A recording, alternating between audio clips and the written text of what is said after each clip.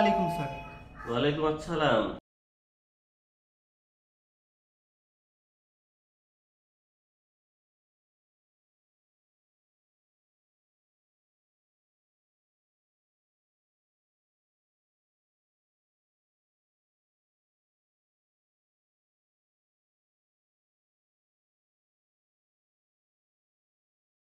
Sir আমি ড্রাইভারের চাকরির ইন্টারভিউ দিতে আসছি।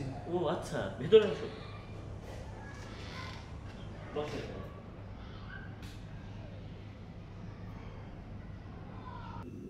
ধরো তুমি বাজারে গেলে 1 কেজি আপেল কিনতে।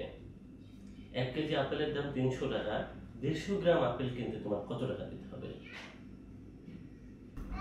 স্যার 150 গ্রাম আপেল কিনতে যদি আমি বাজারে যাই তাহলে আপনার মতো সাংবাদিকের ড্রাইভার কেন হইতে আসছি?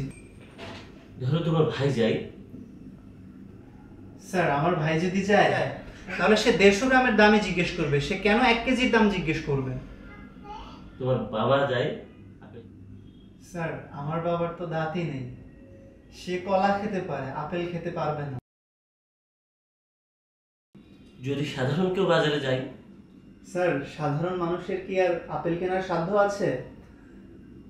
কিনলে পয়সাওয়ালা কেউই কিনবে। আচ্ছা, ধরো যদি পয়সাওয়ালা কেউ কিনতে যায়। স্যার পয়সাওয়ালা কেউ যদি কিনতে চায় তাহলে কি আর সে 150 গ্রামের দাম জিজ্ঞেস করবে? সে সর্বনিম্ন 2 কেজি কিনবে, আর তার টাকার হিসাব আমি কেন করতে যাব? তুমি একটা আপেল নিয়ে এত কথা বলছো। স্যার আপেল মোটেই সাধারণ কোনো ফল না। 4টা আপেল পৃথিবী বিখ্যাত। এক আপেল খাইছিল আদম, যার কারণে আমাদের পৃথিবীতে আসতে হয়েছে, নইলে আমরা স্বর্গে বসবাস করতাম এখন। দ্বিতীয় আপেল হইল নিউটনের আপেল। এই যে ওই দিন যদি নিউটনের মাথায় আপেলটা না পড়তো তাহলে পৃথিবীর এত অভিকর্ষ তত্ত্ব মহাকর্ষ তত্ত্ব পড়া নিজের ব্রেন নষ্ট করতে হইতো না।